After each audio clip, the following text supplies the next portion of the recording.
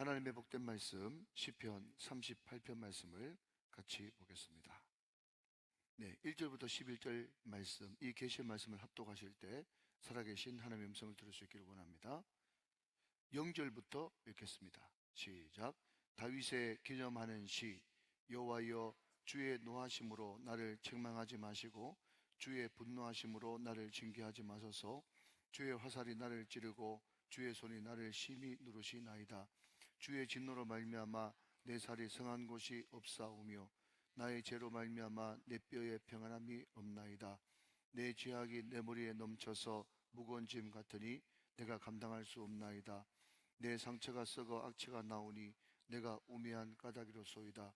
내가 아프고 심히 구부러졌으며 종일토록 슬픔 중에 다니나이다. 내 허리에 열기가 가득하고 내 살에 성한 곳이 없나이다. 내가 피곤하고 심히 상하였음에 마음이 불안하여 신음하나이다. 주여, 나의 모든 소원이 주 앞에 있사오며 나의 탄식이 주 앞에 감추이지 아니하나이다. 내 심장이 뛰고 내 기력이 쇠하여 내 눈의 빛도 나를 떠났나이다. 내가 사랑하는 자와 내 친구들이 내 상처를 멀리하고 내 친척들도 멀리 섰나이다. 아멘. 쭉 넘어가서 21절 22절 말씀 같이 또 합독합니다. 시작. 여호와여, 나를 버리지 마소서. 나의 하나님이여, 나를 멀리하지 마소서. 속히 나를 도우소서. 주 나의 구원이시여. 아멘. 자, 우리 오른주먹을 불끈 쥐고 한번 선포하고 말씀 받겠습니다. 네, 잘 됩니다. 잘 되고 있습니다. 잘 될 일만 남았습니다. 안 되는 것이 계정입니다. 할렐루야. 우리 교회가 재정적으로 참 큰 어려움에서 구원받았던 날이 2014년 5월 29일입니다. 2014년 5월 29일. 그래서 제가 간증할 때도 2014년 5월 29일을 기억해 주십시오. 이렇게 하면서 간증도 하곤 합니다. 그런데 여러분, 주보에 다 광고가 나와서 아시겠지만 우리 교회 주거래은행이 이제 농협에서 수협으로 바뀌었잖아요. 그런데 수협으로 바뀔 때 이제 우리 교회가 이제 건축 이후에 부채를 갚는 그런 이제 뭡니까? 이제 납입하는 날이라 그럴까요? 뭐 돈 갚는 날이라 그럴까요? 그게 이제 27일자가 된 거예요. 27일. 물론 여러분 27일이든 29일이든 상관없는데 제가 어느 순간 이제 제 마음에 어떤 감동이 있었어요. 그게 뭔가 하면 제가 항상 29일이라고 하는 그 날짜가 다가오면 마음속에 감사가 넘쳤거든요. 우리 교회가 참 어려웠는데 이 5월 29일, 하여튼 29일 날 참 감사한 일이 나한테 많아. 그리고 내가 이것을 잊지 않고 꼭 기념하고 하나님 앞에 감사드리고 더 다짐해야지. 이런 마음으로 29일이라고 하는 29를 마음속에 내 기념하는 날짜로 잡았단 말이죠. 그런데 27일이나 29일이나 우리 뭐 믿는 사람한테는 전혀 아무 이상이 없는데 또 어떤 생각을 하니까 뭐 27일이나 29일이나 뭐 은행에 말하면 되겠지 뭐 이렇게 생각이 돼가지고 제가 지점장님한테 전화를 했어요. 그러면서 그분은 또 신실한 크리스찬이기 때문에 제 사정을 말하고 27일 결제일을 29일 날로 바꿀 수 없겠습니까? 그랬더니 있다고 그러는 거예요.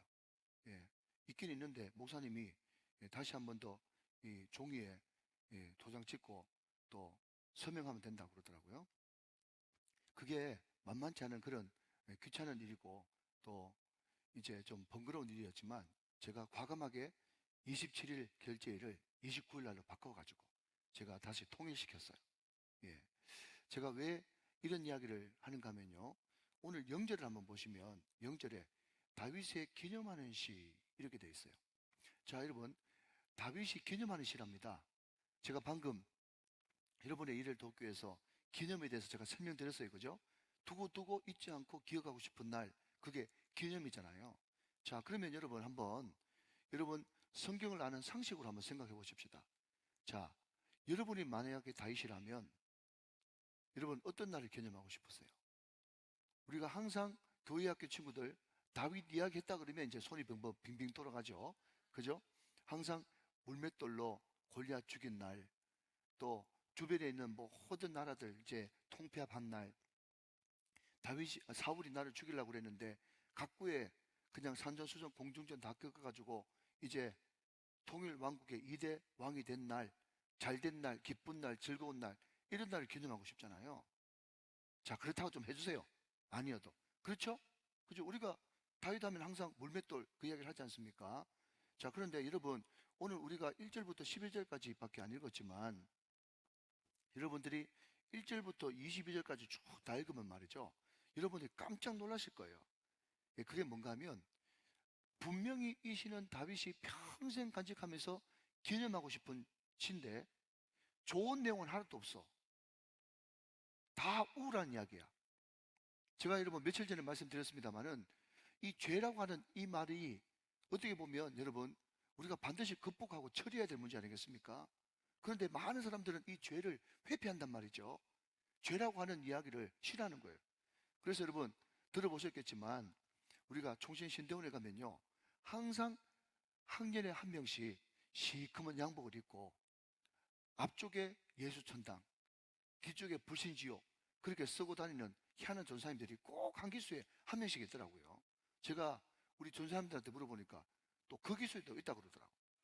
항상 그런 사람들이, 독특한 사람이 있는데, 제가 여러분 총신신대원 다닐 때는요, 여러분 티코라고 들어보셨습니까? 예, 티코, 빨간 티코에다가 말이죠, 오른쪽에는 예수천당, 왼쪽에는 불신지옥, 그래가지고 뒤쪽에는 이 지옥 가면 안 됩니다, 이렇게 적어놓고 다니는, 예, 시커먼 양복 전사님이 계셨어요. 그런데 참 그 티코차를 볼 때마다 신기한 것은요, 예수천당 쪽에는 아무렇지 않아. 그런데 불신지옥에는요, 동네 지나가던 사람들, 예수 안 믿는 사람들, 술 취한 사람들이 병으로 끌든지 못으로 끌든지 해가지고 막 불신지옥에는 난장판이 났어요. 그러니까 여러분, 예수 안 믿는 사람들도요, 지옥 이야기 굉장히 싫어합니다. 죄 이야기 굉장히 싫어해요. 그래가지고 여러분, 죄라는 것을 워낙 싫어하고 믿는 사람들까지 싫어하니까 뭐라고 그랬어요?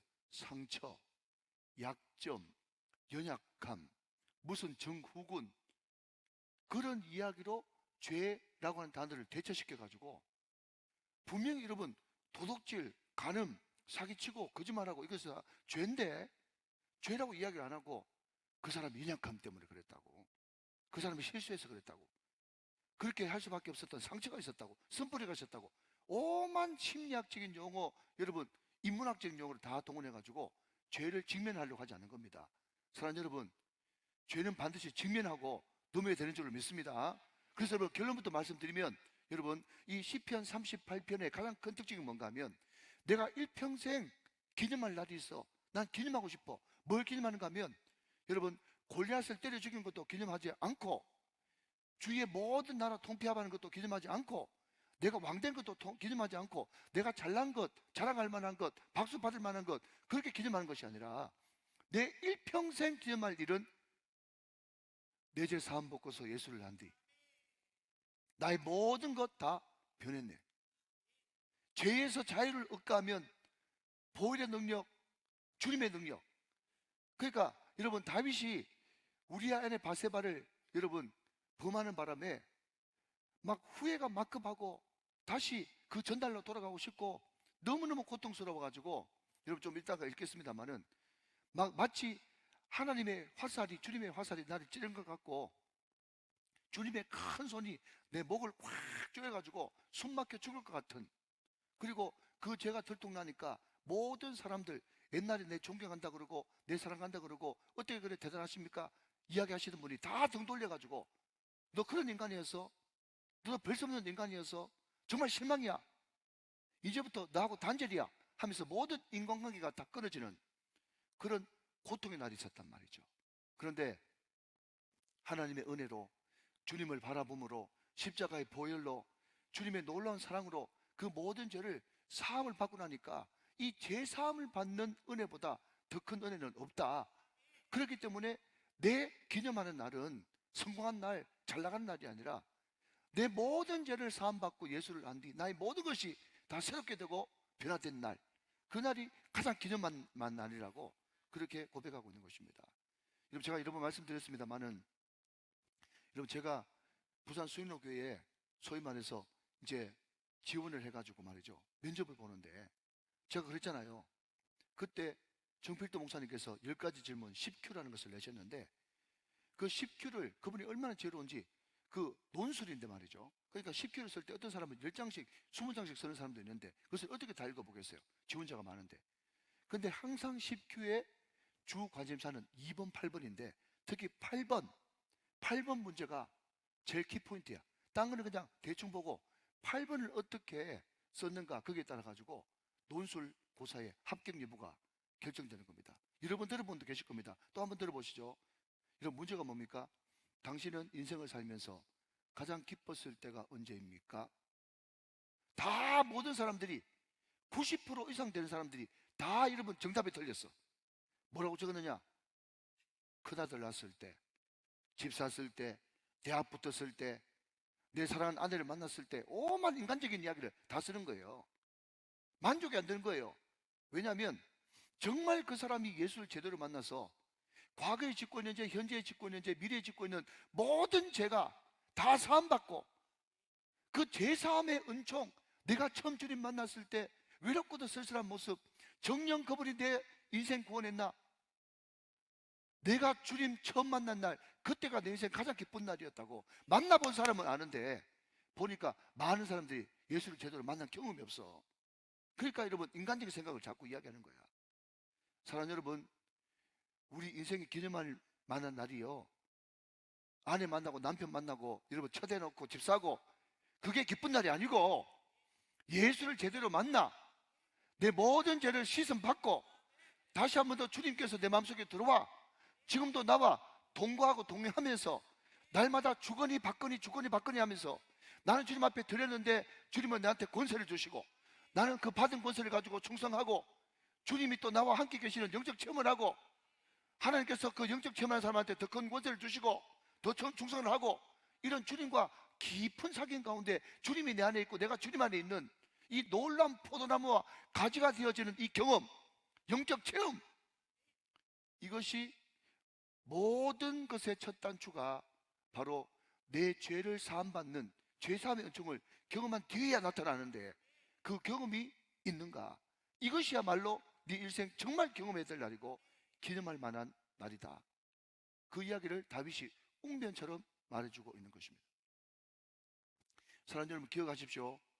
다윗이 다 겪어보고 한 소리입니다. 다윗은 왕입니다. 모든 종것을 다 가져봤어요. 여러분 거인 골리앗도 때려 죽여봤어요. 근데 그게 자기한테 그렇게 그 기쁨이 안 됐습니다.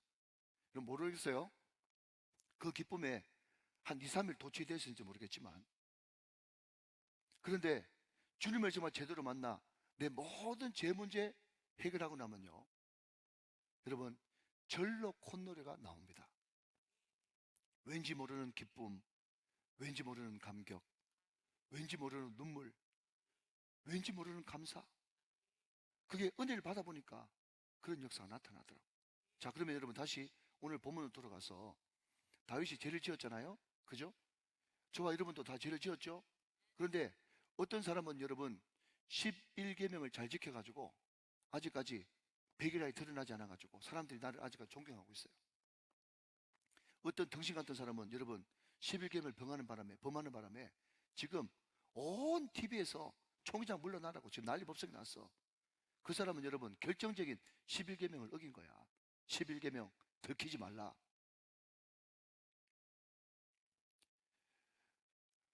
할렐루야. 네, 무슨 말인지 아직 모르시는 것 같아요. 예? 그 사람은 들켰잖아요. 여러분 안 들켰잖아요. 예, 그 사람은 들켰으니까 지탄받는 거고 우리는 안 들켰으니까 그래도 여러분 괜찮은 척 하는 겁니다. 그렇지만 여러분 정말 이 죄가 폭로되기만 하면 완전히 여러분 우리 위신 다 깎이는 그런 죄를 우리는 일생 살면서 다 이 모양 저 모양으로 다 짓고 살고 있단 말이죠. 자, 그러면 중요한 것은 그러면 평생 안 들킨 그 사람이 복 받은 사람일까? 이렇게 물어보는 거예요.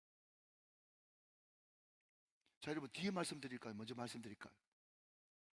대답해 보세요. 먼저 말해달라고요? 네. 여러분 안 들키고 마지막 백보자 심판대에서 들키면 죄송합니다. 새벽에 작살 나는 겁니다. 지금 하나님 앞에 다 드러나고 처리하고 백보자 심판대 앞에 서야 되는 거예요. 여러분 지금 이 다윗이 시편 38편을 통해서 우리에게 던지는 메시지의 핵심이 그거예요. 너 들키지 않았다고 해가지고 기뻐하지 마. 나중에 큰일 나. 지금 그 문제 처리해야 돼. 지금 말로 할 때 처리해야 돼. 그 말씀을 하고 있는 거예요. 자, 여러분 그러면 첫 번째로 여러분 우리가 죄를 지었을 때 그 죄가 얼마나 무서운가 그부터 먼저 한번 알아야 되겠죠. 그래야 우리가 죄를 벌벌 떨면서 안 지을 거 아니겠어요? 자, 여러분 죄 짓고 나면요 얼마나 무서운 결과가 도래하는가. 1절부터 5절까지 제가 찬찬히 한번 읽어볼 테니까, 물론 8절까지인데 시간 관계상 5절까지만 읽겠습니다. 1절 말씀. 여호와여, 주의 노하심으로 나를 책망하지 마시고 주의 분노하심으로 나를 징계하지 마소서. 얼마나 주의 노하심과 분노하심이 대단했으면 제발 좀 그만해 주십시오 할 정도로 그런 책망과 징계가 나한테 가해지면 항상 성경을 볼 때는 옳게도 보고 거꾸로도 봐야 된다고 말씀드렸습니다. 2절 말씀 보니까 주의 화살이 나를 찔러요.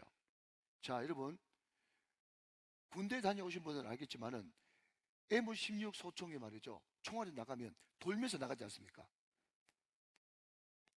우리가 그냥 볼 때는 직선으로 나가는 것 같은데 여러분 확대해서 보면 돌면서 나가거든요. 그래서 총알을 맞으면 말이죠, 총알을 맞으면 그 군대에서 그런 사진도 많이 보여주거든요.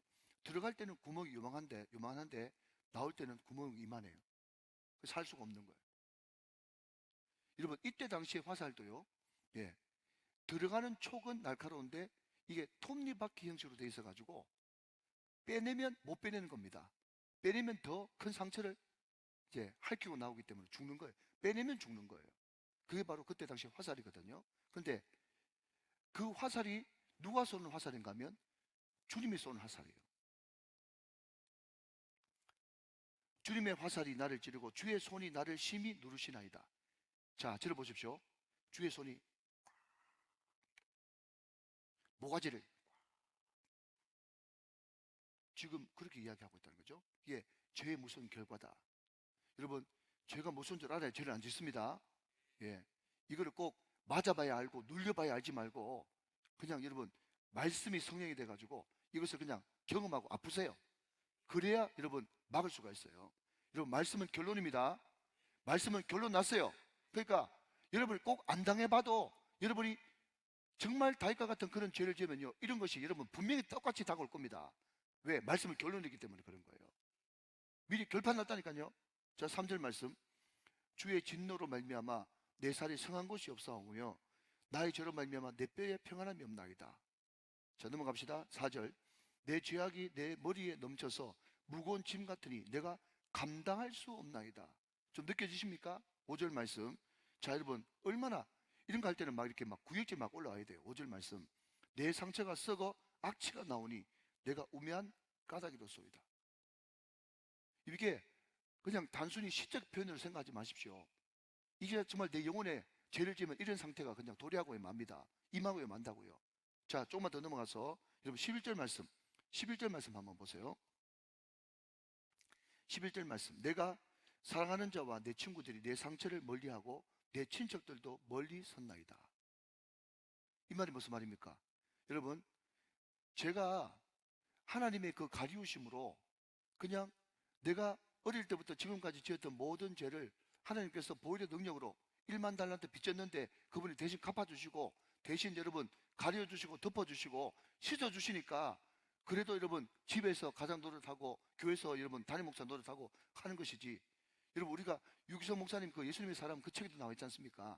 여러분이 일평생 지었던 그 부끄러운 죄 가운데 한두 가지만 여러분 아내가 알면 남편이 알면 자식들이 알면 괜찮겠습니까? 다 떠난다는 거예요. 실망하고. 그게 우리의 죄의 결과라는 거죠. 자, 여러분 우리 예수님께서 이 땅에 초림하셔서 십자가에 못 박혀 죽으실 때 사단의 대가리는 박살이 났습니다. 여러분 사단은 머리가 아니고 대가리입니다.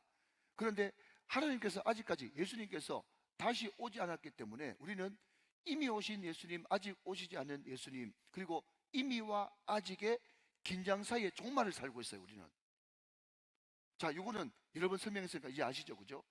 그 기간 동안 아직 오시지 않은 예수님, 재림주로 오시지 않는, 심판주로 오시지 않는 그 기간까지 주님께서는 사단의 활동을 허용하셨는데 십자가의 기둥에 지금 우는 사자가 쇠사슬에 묶여 있는 그런 형편이 지금 형편입니다.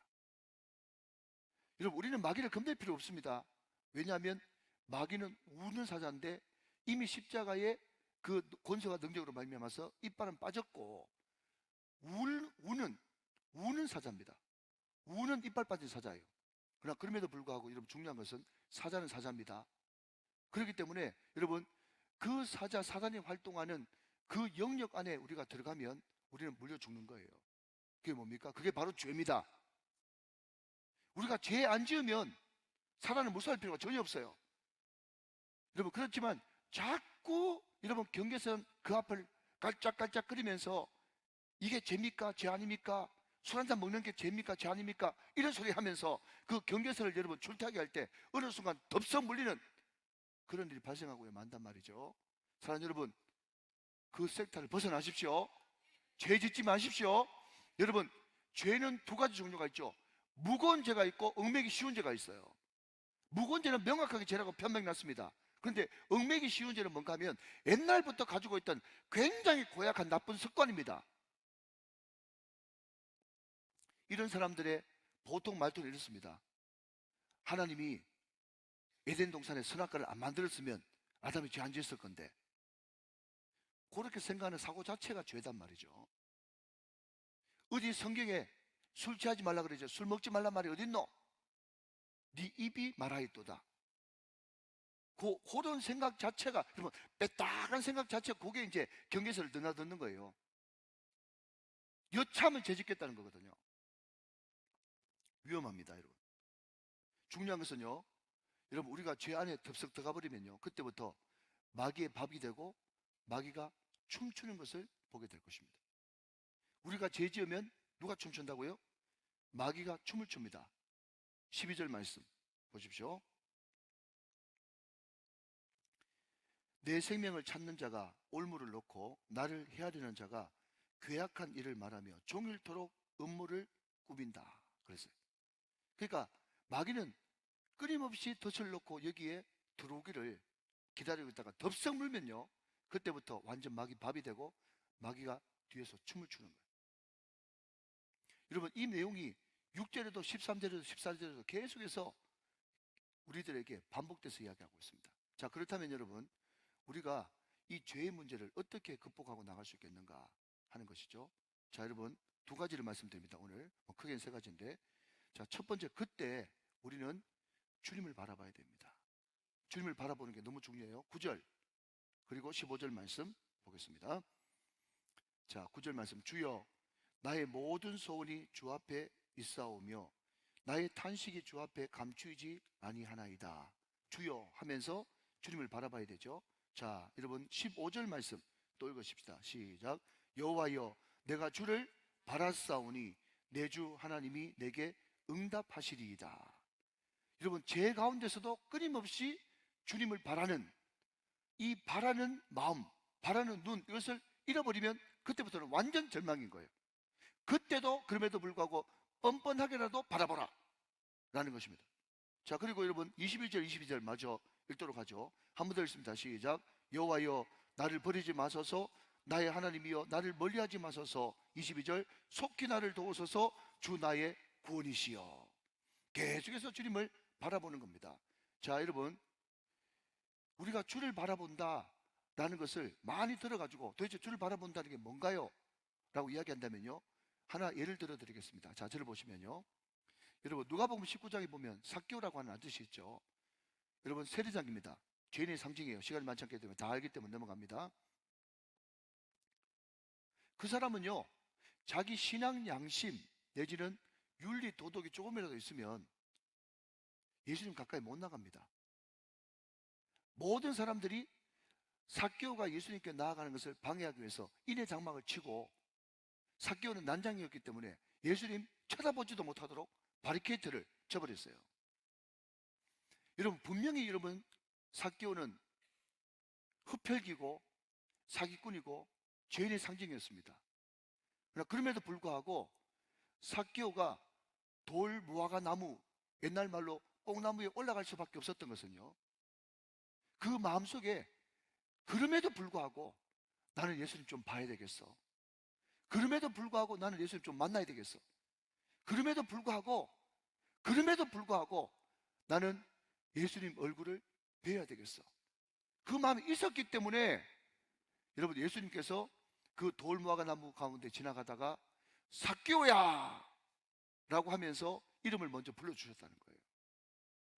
여러분, 예수님께서 12제자들 활동비가 없어가지고 삭개오를 불렀겠습니까? 삭개오의 그 마음 중심을 아셨던 것입니다. 사랑하는 여러분, 오늘 저와 여러분들이 희망을 가지십시오. 무슨 희망요? 내가 그래도 삭개오보다 낫지 않겠는가?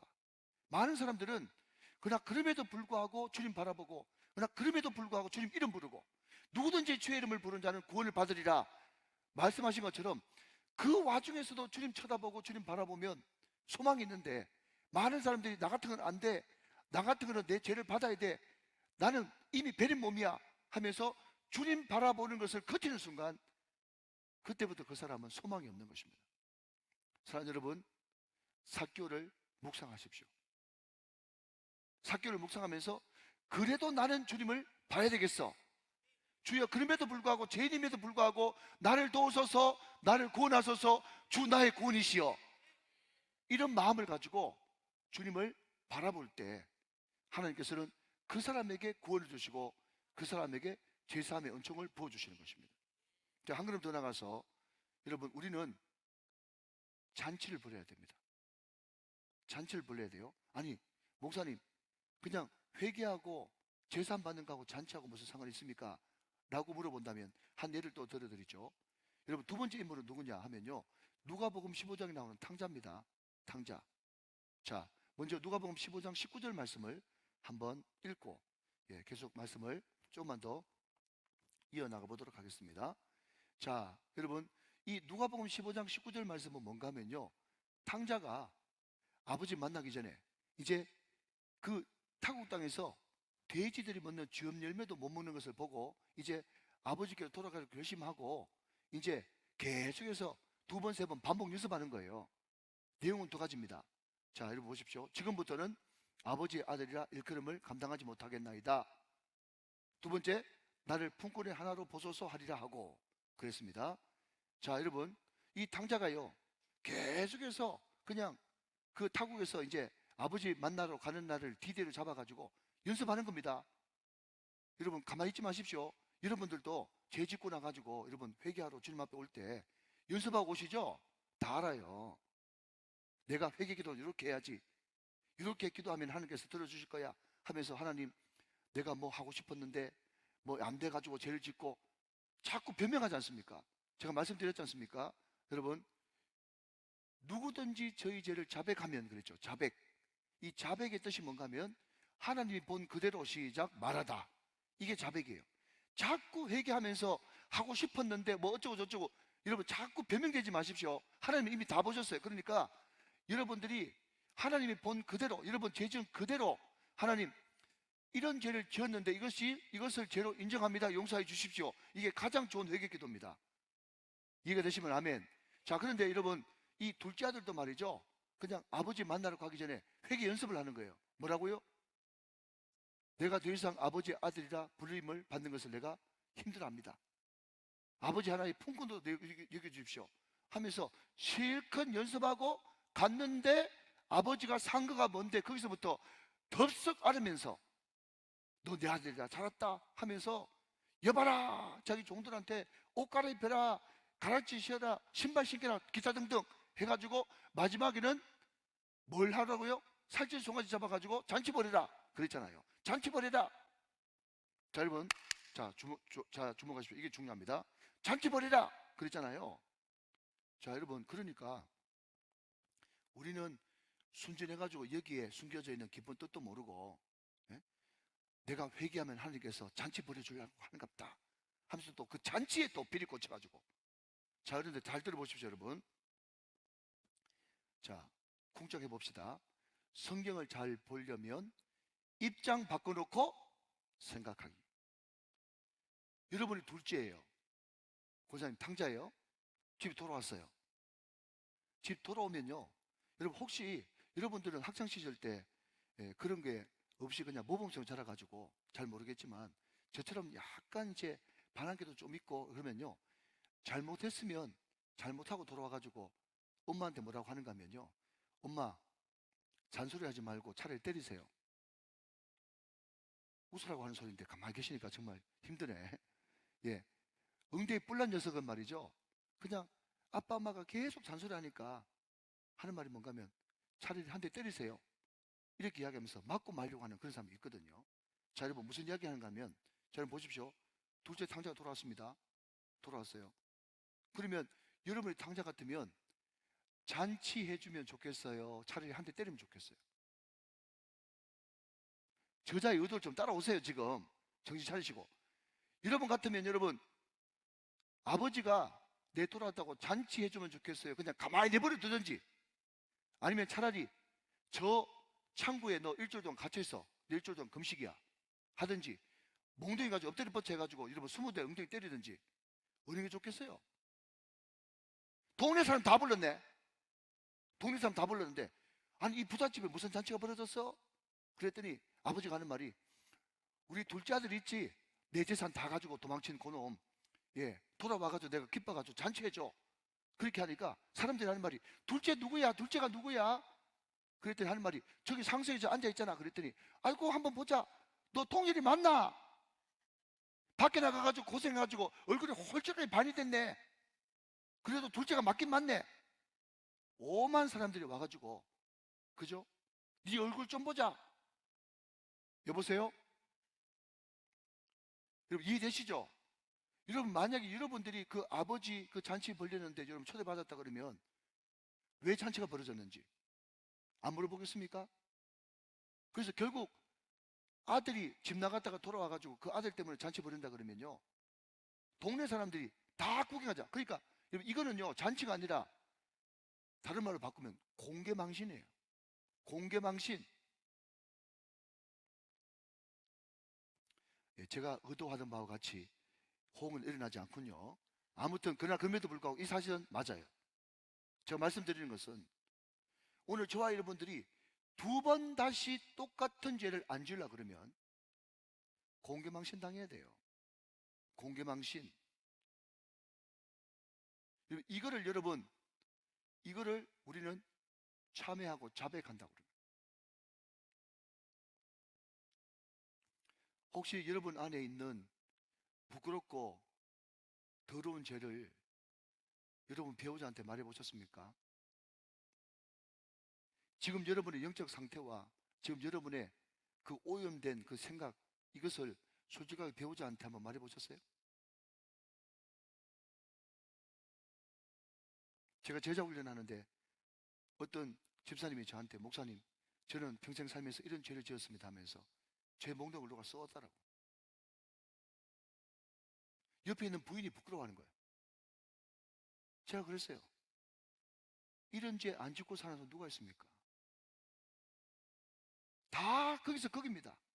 그런데 이분은 그 죄를 목사한테 가져와가지고, 내가 평생 살면서 목사님 너무너무 부끄럽지만 이런 죄를 지었습니다 하면서, 여러분 공개 잔치를 하는 순간 그 죄가 더 이상 보기도 싫으면서 끊어지는 역사가 일어날 줄로 믿으시기 바랍니다. 여러분 그런 잔치가 벌어져야 되는 거예요. 여기서 이야기하는 잔치는 바로 그것입니다. 왜 아버지가 둘째 아들 돌아왔을 때 잔치 벌어진 줄 아세요? 만약에 아버지가 조용하게 은밀하게 여러분 그냥 일주일 동안 구금 바타 20대 그냥 3일 동안 금식 시키고 조용히 묻어버렸으면요, 그놈이 또 집 나갑니다.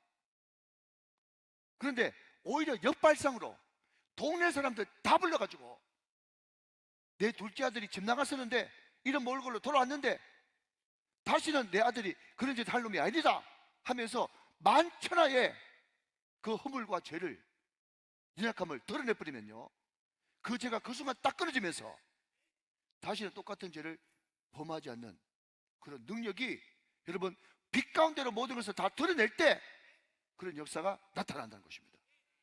사랑하는 여러분, 여러분이 안 되면 여러분 써보셔야 됩니다.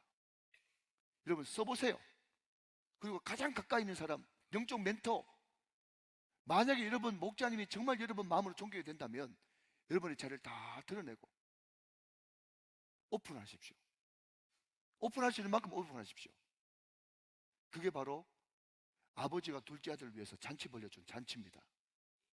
그 잔치가 벌어지면 어느 순간부터 내가 그토록 숨겨오면서 나 혼자만 알고 있었던 그 죄가 어느 순간부터 짓기 싫어지면서 그 죄 문제, 수십 년 동안 따라다니던 나의 모든 축복을 막고 나의 모든 기도 응답을 막았던 그 죄가 딱 떨어지면서 어느 순간 내가 쑥 올라가서 믿음의 정상 자리를 차지하는 그런 역사를 보게 될 것입니다.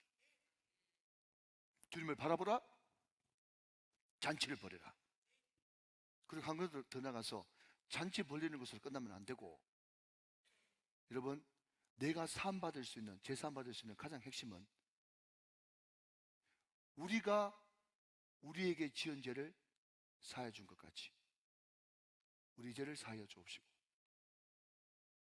여러분, 우리가 다른 사람이 나에게 잘못하고 죄를 지은 그 모든 것들을 용서하고 용납해 줄 때 우리는 완벽한 죄책감으로부터, 죄로부터 자유함을 누리게 되는 것입니다.